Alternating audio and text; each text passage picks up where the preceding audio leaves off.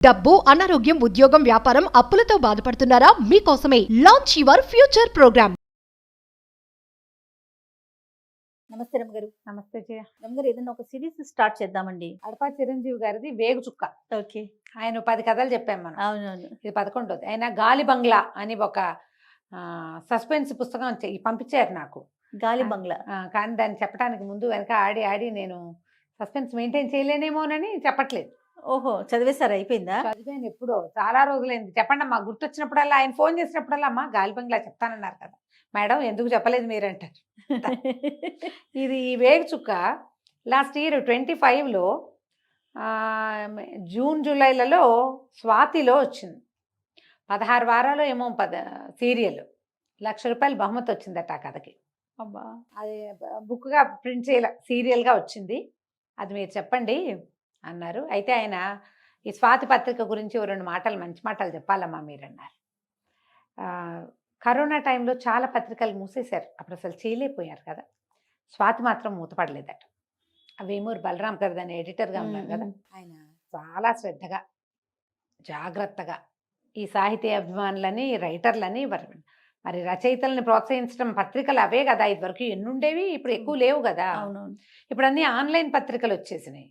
కానీ ఇది మాత్రం స్వాతి స్వపరివార పత్రిక మాత్రం చక్కగా నడుస్తూనే ఉంది. ఇంటాక్ట్గా అమౌంట్ కూడా పంపించేస్తారు, చాలా శ్రద్ధగా పంపించేస్తారు. ఏదైనా కథ పంపిస్తే కావాలి అని అడిగి వెంటనే వాళ్ళు ఏదైనా పోటీలు పెడితే ఆ పోటీల్లో బహుమతి చెంది వచ్చిన కథలకి వెంటనే బహుమతి అమౌంట్ వచ్చేస్తుంది. కథ వేయటం కూడా స్టార్ట్ చేసేస్తారు. వారు చాలా సహృదయులని, వారి గురించి 2 మంచి మాటలని మీ మాటల్లో చెప్పండి అమ్మా. ఆయన వల్ల మేము మాలాంటి రైటర్లు అందరూ ఇప్పటికీ సంతోషంగా ఉన్నాము. లేకపోతే రాసిన కథలు ఎక్కడ వేసుకోవాలో తెలియని స్థితి ఉండేది. మరి చక్కగా ప్రాంప్ట్గా ఇది కూడా పారితోషికము ఇచ్చేస్తారు, శ్రద్ధగా వేస్తారు. పత్రిక మూయకుండా ఉంచటం వల్లే మేము ఇప్పటికీ రైటర్లను రాయగలుగుతున్నాము అని చెప్పారు. గొప్ప విషయం, చాలా మంచి విషయం కదా. తెలియాలిగా అందరికీ. ఎందుకంటే ఇప్పుడు అసలు ఇదివరకు మన చిన్నప్పుడైతే ఎన్ని వచ్చేవి, ఎన్ని పత్రికలు ఉండేవో. అవును కదా.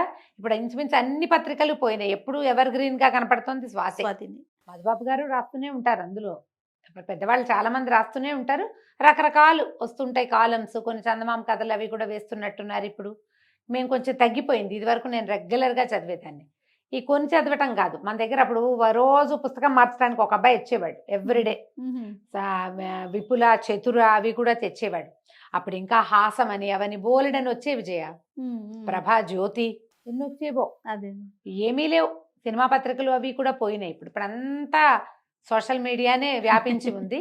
ఇప్పటికీ పుస్తకాలు చదివే వాళ్ళు ఉన్నారంటే ఈ పత్రిక ఒకటి నడుస్తోంది కాబట్టి, ఈ బుక్ చదవాలి, పుస్తకంలోనే చదవాలన్న ఆసక్తి ఉన్న వాళ్ళకి ఇది ప్లస్గా ఉంటుంది. ఇది ఏమిటంటే వేగు చుక్క. కొంచెం మొదటి 1-2 ఎపిసోడ్లలో కొద్దిగా శృంగారపరమైన వ్యవహారంగా కనపడింది కానీ అంతేం లేదు. మిగిలిన కథ అంతా బాగా నడుస్తుంది. ఈ కథ బేస్ అదనమాట. అందుకని మొదటి భాగం కొంచెం సుమారుగా ఉన్నట్టు, అంటే నేను పెద్దగా ఆసక్తికరంగా చదవను కానీ అలాంటివి విషయం చెప్పడానికి ఏముంది, మనం చెప్పచ్చు కదా. ఇప్పుడు ఆ మాటకు వస్తే మన ఇవి కూడా కాశీ మజిలీలు అవి కూడా బోల్డన్ని పెళ్ళిళ్ళు, ఆ ఊరెళ్ళి పెళ్ళి, ఈ ఊరెళ్ళి పెళ్లి చేసుకుంటూ ఉండటమే వాళ్ళ పని. అదే కదా. మనకి విక్రమార్క కథలు కూడా అంతే, ఎన్ని పెళ్లిళ్ళు చేసుకుంటారు. విక్రమార్కుడు మరీ ఘోరం రమ్మ గారు అసలు. ఇది కూడా అలాంటి ఘోరమైన కథే, కానీ బాగుంది. ఓకే, చెప్దాం. ఆయన రాసినట్టు 16 భాగాలు. చెప్పడం వేరు, రాయటం వేరుగా కొన్ని భాగాలు వస్తాయి. మహేంద్ర భూపతి అని ఓ రాజుగారు. ఆయన రాజ్యం పేరు ఏదో ఉంది కానీ నాకు ఇప్పుడు గుర్తు రావట్లేదు. సరే, కాంభోజ రాజ్యం అనుకుందాం, మనం పెడదాం పేరు. ఓకే. సో ఈ కాంభోజ రాజ్యానికి ఈయన మహేంద్ర భూపతి అని రాజు. ఈయన పెద్ద పర్సనాలిటీ, బ్రహ్మాండంగా కనపడడానికి బాగుండేవారు. కథాకాలానికి ఆయన 40 సంవత్సరాలు ఉన్నాయి. ఈయనకి 30 మంది భార్యలు ఉన్నారట. బాగానే కరెక్ట్గా విన్నాము. అయితే ఈ 30 మంది భార్యలు ఈయనకి ఏంటంటే, ఆయనకి ఎవరూ చేయలేని పనిని, ఎవ్వరూ అనుభవించనంత సౌఖ్యం, ఎవ్వరికీ రానంత గొప్ప పేరు కావాలని కోరిక. మామూలుగా రాజుగా కూడా ఆయన చండప్రచండుడే. యుద్ధ విద్యలు అవి గట్టిగా వచ్చు. యుద్ధం అంటూ వస్తే తిరగొట్టేస్తాడు ఎవరినైనా. కానీ ఆయనకి స్త్రీ చాపల్యం ఉంది. ఫెమినైజింగ్ క్యారెక్టర్స్ కొన్ని కనపడుతూ ఉంటాయి మనకి. ఈయనకి ఏంటంటే 30 మంది రాణులకి 30 భవనాలు ఉన్నాయట. ఆయన రోజు సాయంకాలం పూట ఆ భవనాల ముందు నడుస్తూ వెళ్తాడు. ఆయన ఎక్కడ ఆగదలుచుకుంటే అక్కడ ఆగుతాడు. అప్పుడు దుందుబులు మోగుతాయట ఆయన బయలుదేరితే. దుందుబి ఆగిందంటే రాజు ఎక్కడో ఆగినట్టే. ఈ రాణుల పరిస్థితి ఎట్లా ఉంటుందంటే, ఈ 30 మంది ఉన్నారు కదా, వీళ్ళు సాయంకాలం అయ్యేసరికి చక్కగా ఆయన రాజుగారు వస్తాడని అలంకరించుకుని వాకిళ్లలో ఎదురు చూడడం. ఆయన ఎక్కడో చోట ఆగి దుందుబి ఆగిపోగానే ఓహో ఆయన ఎక్కడ మన ఇంటికి రాలేదంటే ఇక రానట్టే వీళ్ళు లోపలికి వెళ్ళిపోవటం. కానీ ఈ రాణులు పంజరాల్లో చిలకలుగా ఉన్నారు. ఆయన మొట్టమొదట 2 పెళ్ళిళ్ళే చేసుకున్నాడు. ఆ చేసుకునేటట్టుగా ఆయనకి 25 ఏళ్ళే. ఈ 2 వివాహాల తర్వాత ఏదో ఒక సందర్భంలో ఆయనకి ఇంకో సౌందర్యవతిని ఎవరినైనా చూసేసరికి ఆయనకి ఆమె కూడా కావాలనిపించింది. అప్పుడు ఆయన ఈ రకమైన స్ట్రాటజీ ఐడియా డెవలప్ చేసుకున్నాడు. ఎక్కువ మంది రాణులు కావాలి మనకి, నెలకు 30 రోజులు, రోజుకొక భార్యతో సుఖించాలి. అప్పుడు 30 రోజులకి 30 మంది భార్యలు ఉండాల్సిందేనని 30 మంది అమ్మాయిల్ని పట్టుకున్నాడు. ఇవే కాకుండా మళ్ళీ ఊళ్ళో ఎవరైనా సౌందర్యవతులు వాళ్ళు కనపడ్డారంటే వాళ్ళను కూడా ఆయన ఉపయోగిస్తాడు. ఎప్పుడైతే ఈ ఎంతసేపు స్త్రీలు సాయంకాలం వీళ్ళింటికి వెళ్తారా వాళ్ళ ఇంటికి వెళ్తారా ఈ పిచ్చ జనాలకు అర్థమైందో రాజు మీద నమ్మకం అవి పోతాయి. నువ్వు చండ ప్రచండుడివో ఇంకోటో చండమార్తాండుడివో అంతే. అది ఉండదు. ఈయన ఈ స్త్రీలోలత్వం బయటపడుతుంది. వాళ్ళ మిగిలిన ఐడియాలజీ అంతా పక్కకి పోయి ఈ 3 భార్యలని 4 భార్యలని 30 మంది భార్యలని ఇవే మాట్లాడతారు. ఆయన తాలూకు మిగిలిన అడ్మినిస్ట్రేషన్ అంతా గంగలో కలిసిపోయినట్టే. ఎప్పుడు కూడా స్త్రీ వ్యసనం వల్ల ఇలాంటివి వస్తాయి. మీ ప్రతిభ ఏం కనపడదు ఇంకా దాని ముందు. ఈ రాజు పని కూడా అంతే అయింది.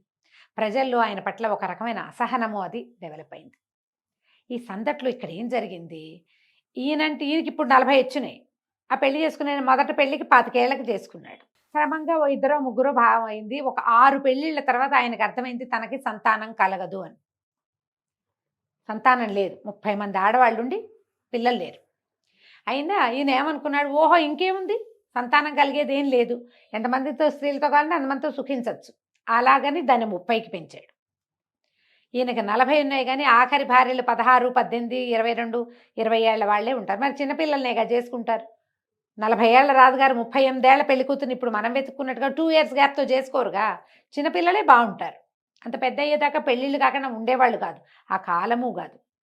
ఈయన ఆఖరి భార్యలు ఇంకా ఇంకా చిన్న చిన్న పిల్లలు.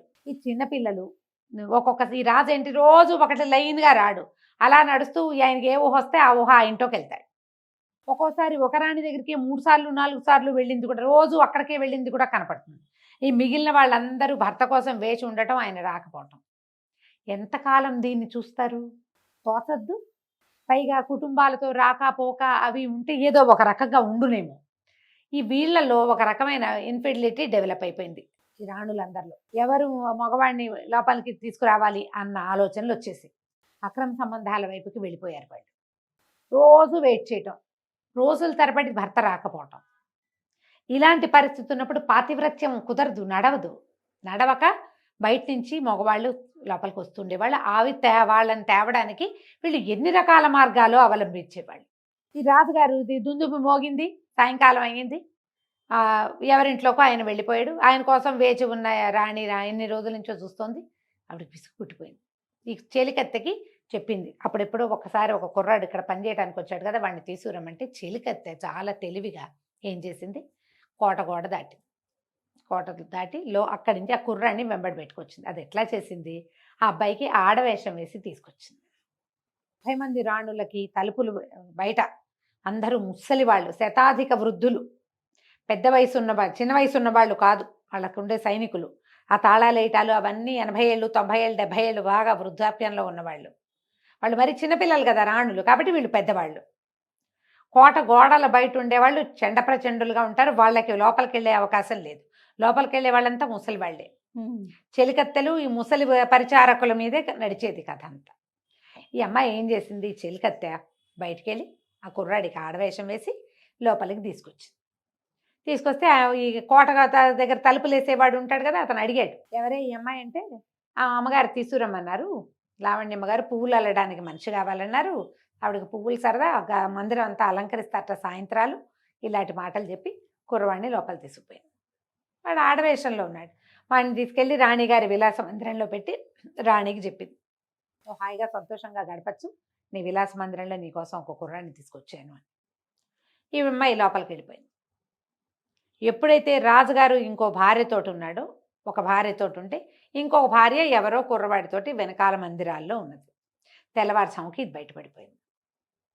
బయటపడిపోతే రాణి ఆ బయట నుంచి ఆడవేషంలో వచ్చినటువంటి కుర్రవాడు వెంబడి బయటకు తీసుకొచ్చిన చెలికత్తె, ముగ్గురికి శిక్షలు పడ్డాయి. రాణిది అబ్బాయిది తలలు వేళ్లాడు కట్టారు కోటగోడకి, చెలికత్తెకి ఊరి శిక్షేశారు.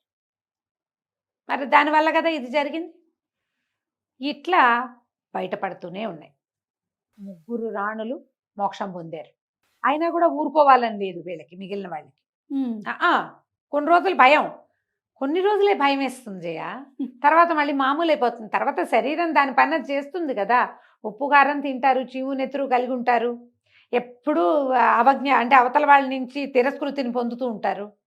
మళ్ళీ పుడుతుంది అలాంటి బుద్ధి. ఇదే గోలగా ఉంటుంది. ఊరంతా చెప్పుకుంటారు, ఇలా జరిగిందిట, ఇట్లా అయిపోయిందిట. రాణిని ఆ కుర్రాడిని చంపేశారు, చెలికత్తెకి ఉరిశిక్షేశారు.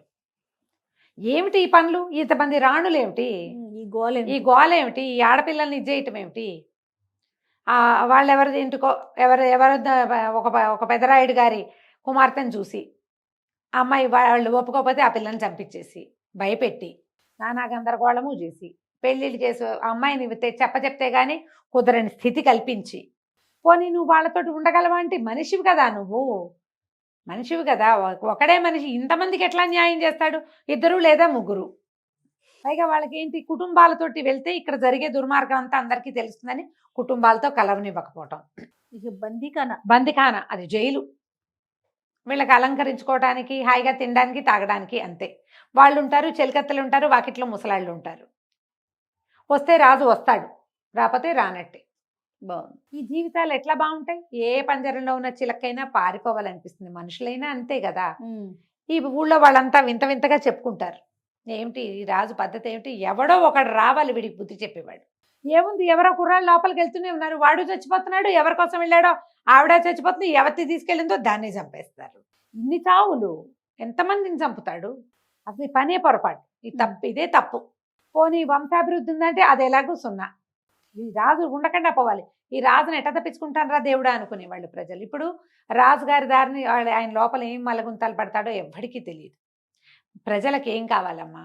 వేళకి తిండి తిప్పలు, రాజ్యంలో పంటలు పండటం, మంచి పరిపాలన, నీళ్లు సుపరిపాలన. అంటే నీళ్లు వ్యవస్థ అది బాగుండాలి. వ్యవస్థని మించి రాజుగారి తాలూకు దుర్వ్యసనమే బయటపడుతోంది. వ్యవస్థ ఉన్నా రాజుగారి దుర్వ్యవసాయం ప్రజలకి నచ్చదు, కంటగింపుగా ఉంటుంది. వ్యవస్థ ఏదో నడుస్తోంది, వ్యవస్థ కంటే ఎక్కువగా ఈ దురవస్థే నడుస్తోంది. పాపం విసిగిపోయి ఉంటున్నారు వాళ్ళు. ఎప్పుడో ఒకప్పుడు ఎవడో రావాలి, వచ్చి ఈ రాజు పీచమణిచి ఈ రాజును దింపేసేయాలి ముందు. అసలు ఈ ఆడవాళ్ళ వ్యవహారం ఇంత ఉండకూడదు. ఈ గోళలు నడుస్తూ ఉండేవి. అయితే ఈ రాణుల్లో మాళవిక అని ఒక ఆవిడ. ఆ మాళవిక ఒక 16-17 సంవత్సరాల చిన్నది. ఈ అమ్మాయి ఒక వ్యాపారస్తుడి కుమార్తె. దీనికి ఇంకొక వజ్రాల వ్యాపారస్తుడి కుమారుడితోటి వివాహం కుదిర్చారు. వివాహం కుదిర్చాక వివాహం అన్ని వ్యవస్థ అయ్యాక అన్ని ఏర్పాట్లు అయిన తర్వాత రాజుగారు ఈ పిల్లని చూశాడు.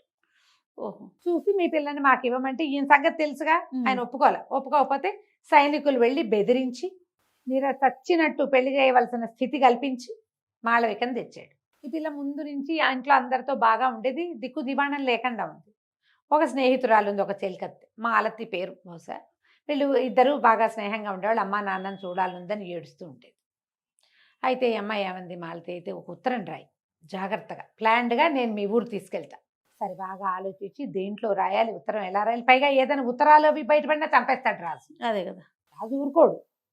సరే ఒక ఉత్తరం రాసి ఆ ఉత్తరాన్ని సన్నగా చుట్టి ఈ మాలతి జడలో పెట్టి అల్లింది. జడ ఊడదీస్తే కానీ ఉత్తరం కనపడదనమాట. ఆ ఉత్తరం పుచ్చుకుని మాలతి వెళ్ళింది. ఈ లోపల రాజుగారు మంత్రి గారు మాటలకి కూర్చున్నారు. ఏం మాట్లాడారు ఈ సందర్భాన్ని మనం వచ్చే భాగంలో చెప్పుకుందాం. తప్పకుండా.